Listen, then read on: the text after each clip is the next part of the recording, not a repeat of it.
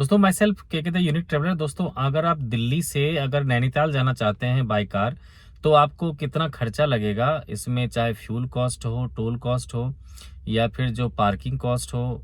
तो इन सभी कॉस्ट के बारे में आज मैं इसमें एक शॉर्ट इन्फॉर्मेशन देता हूं।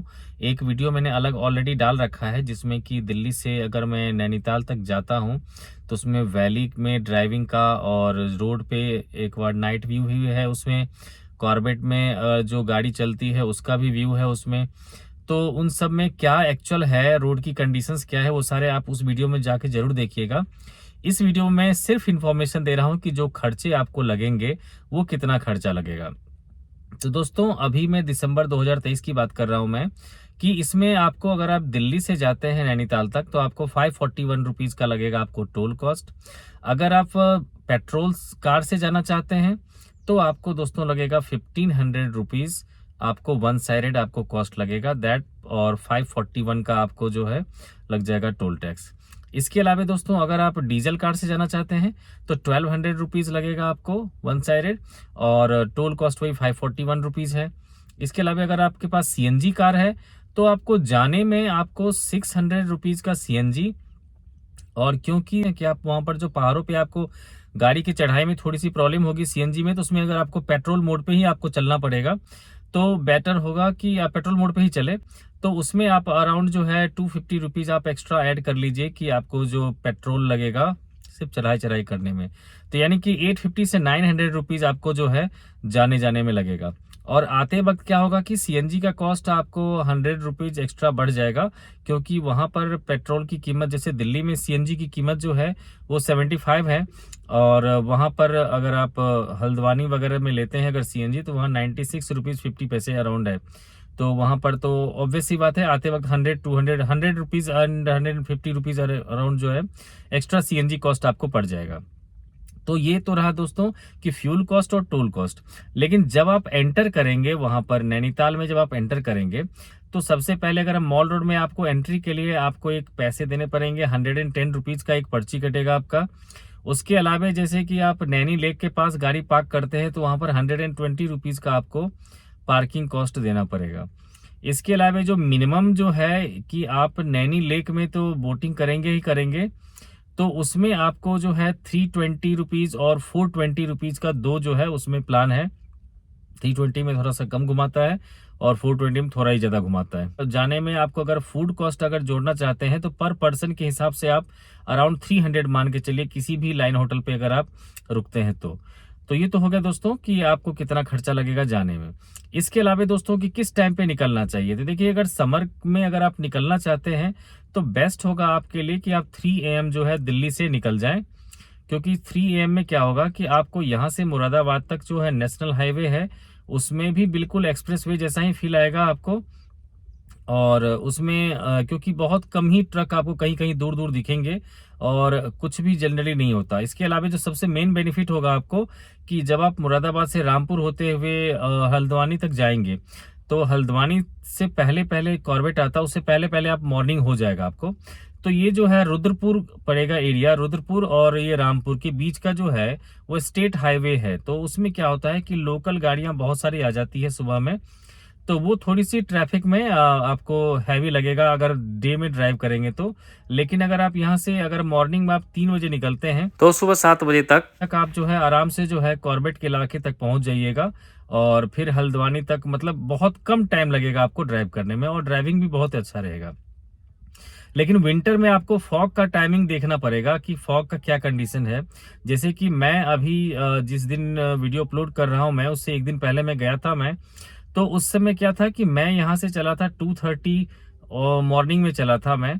तो मुझे जो है थोड़ी सी फॉग का सामना करना पड़ा मुझे, उसके कारण मुझे 1 घंटा जो है मुझे बीच में जो है रुकना पड़ा, और इस चक्कर में मुझे 7 आवर्स का लग गया था मुझे। बाकी या तो फॉग के कारण प्रॉब्लम हुई थी, अदरवाइज कोई प्रॉब्लम नहीं हुई थी। बाकी रोड कहीं भी ऐसा नहीं था कि ट्रैफिक था, बिल्कुल बहुत बढ़िया था। और रोड की कंडीशंस की बात करेंगे तो वही रामपुर से लेकर के रुद्रपुर के बीच में आप मान के चलिए कि कहीं कहीं पर 5 to 10% एरिया ऐसा है जहां पे रोड आपको थोड़ा सा खराब मिलेगा, क्योंकि वहां पर फ्लाईओवर अभी बहुत सारा जगह पे बन रहा है और नए नए रोड्स वगैरह भी बन रहे हैं।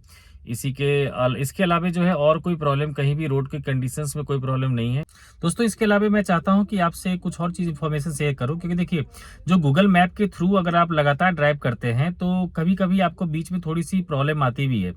तो इसमें आपको कुछ चीजें जो है पहले से हमारे दिमाग में रख लेना चाहिए, ताकि जो है डिसीजन लेना जो है आपके लिए आसान होगा। क्योंकि आप अगर मॉर्निंग में निकलते हैं तो हो सकता है कि आपको रोड किनारे या कहीं भी कोई भी पब्लिक आपको नहीं मिले, जिससे कि फाइनली आप कंफर्म कर सको। तो जैसे कि अगर आप यहाँ से निकलते हैं, जैसे अक्षरधाम टेम्पल से अगर आप एक्सप्रेस वे पकड़ते हैं तो उसमें आप देखते रहिएगा कि हापुड़ के लिए वो एग्जिट दिखाता है। तो जैसे हापुड़ के लिए एग्जिट दिखाता है, आप वहीं से आप एग्जिट कर लीजिएगा, और वो जो फिर उसके बाद जो रोड पकड़ेंगे वो सीधा चला जाएगा आपको मुरादाबाद। और मुरादाबाद से आगे रामपुर के पास जो है ना एक लेफ्ट टर्न आता है, वो तो नेविगेशन भी दिखा देगा, और वहां पर पुलिस ट्रैफिक पुलिस वगैरह रहता है, तो उससे भी आप कंफर्म कर लेंगे। वहां से आप लेफ्ट ले लेंगे, और लेफ्ट जाने के बाद जो है रामपुर वाला जो रोड है, तो आप उसमें जो है रामपुर से लेफ्ट लेने के बाद अब आगे बढ़ेंगे तो ये पूरा का पूरा NH9 ही है। तो आपको NH9 को कहीं नहीं छोड़ना है। क्या होता है कि नेविगेशन जो है कुछ दूर आगे जाने के बाद वो आपको बार बार मार्केट साइड से ले जाने की कोशिश करता है वो। तो आपको ये चीज ध्यान रखना है कि NH9 को नहीं छोड़ना है, और उससे आगे जाने के बाद लगभग एक फ्लाईओवर आएगा, उस फ्लाईओवर को क्रॉस करने के बाद मतलब NH9 को कहीं नहीं छोड़ना है आपको। उससे आप सीधा चले जाइएगा आप रुद्रपुर तक, लगातार उस NH को कहीं नहीं छोड़िएगा। और रुद्रपुर के बाद वहां से आप एक राइट टर्न आता है, उसका एक गोल चक्कर है, वहां से राइट टर्न लेते हैं, और उसके बाद जो है आप सीधा जो उसके बाद रोड है हल्द्वानी तक जो है, बीच में कॉर्बेट का कुछ इलाका पड़ता है, दोनों साइड जंगल है, बीच में जो है रोड है। तो ये सब का सब आपको ध्यान में कुछ चीजें हमें रख लेना चाहिए, और तभी जो है ना, क्योंकि आप कभी कभी ऐसा हो जाता है, जैसे कि हमें भी मॉर्निंग टाइम में थोड़ी सी प्रॉब्लम हो गई थी कि रामपुर के पास जो है नेविगेशन जो है बार बार हमें वो लेफ्ट टर्न के लिए कह रहा था। तो अब हम लोग तो क्योंकि थोड़ा सा लेट हो गए थे, 1 घंटा रुक गए थे फॉग के कारण, तो इसीलिए हमें कुछ लोग दिखा, तो उनसे हमने फाइनली कंफर्म कर लिया। तो उन लोगों ने भी यही कहा कि आप बिल्कुल NH को ही पकड़ के जाइए। तो ये सब चीजें दोस्तों आपको ध्यान में रखना पड़ेगा अगर बाई कार्ड आप जाते हैं तो दोस्तों आप उस वीडियो को भी जरूर देखिएगा। अगर आप इसके अलावा अगर आप नीम करोली बाबा के यहाँ जाना चाहते हैं वहां से, तो वहां से हार्डली 1 आवर का आपको टाइम लगेगा, और 19 किलोमीटर मुश्किल से है वहां पर, और वो भी पहाड़ पे ही है, बीच में ही है आपको। तो आप वहां भी जा सकते हैं अगर आप नैनीताल जाते हैं और अगर आपकी इंटरेस्ट है इन सब चीजों में, तो आप वहां पर भी एक बार जा सकते हैं। इसके अलावा जो है भीमताल बिल्कुल नैनीताल जैसा ही है वहां पर, और लेकिन वहां पर ट्रैफिक और कह सकते हैं कि ये इतना क्राउड वगैरह वहां पर नहीं आता। तो आप वहां भी जाकर इस चीज को चाहे तो एक्सप्लोर कर सकते हैं। दोस्तों ये सारी इन्फॉर्मेशन थी अगर आप दिल्ली से नैनीताल जाना चाहते हैं बाय कार, और ये बहुत ही अच्छा जो है आपका एक्सपीरियंस होगा इसमें से।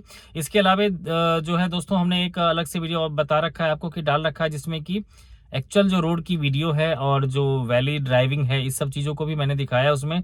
इसके अलावा नैनीताल की जो कुछ एक्टिविटीज़ है उस सब को दिखा रखा है मैंने, उस वीडियो को भी जाकर देखिए। और अगर आपको इंटरेस्ट हो, अगर आस्था हो, तो आप नीम करोली बाबा का जो है मैंने एक अलग से वीडियो दे रखा है, उसको भी जाके देखिए। मेरे चैनल को सब्सक्राइब कर लीजिए। मिलते हैं हम आपसे नेक्स्ट वीडियो में। Thanks for watching.